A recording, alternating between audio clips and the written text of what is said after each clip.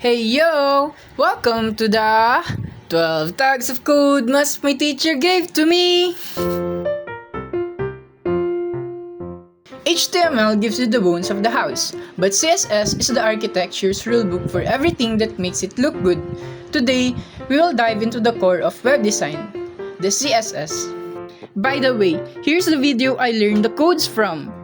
CSS or cascading style sheets is used to separate the design rules or how the website looks from the HTML or what the website is made of. Imagine the HTML is the list of furniture, the chair, the table, and the lamp.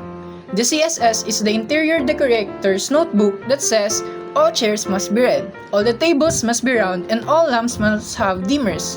It keeps the styles separate and organized. So in layman's term, it is the rulebook for appearance.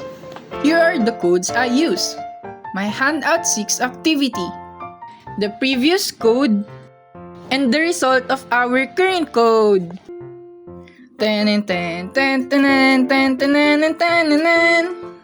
Thanks for watching!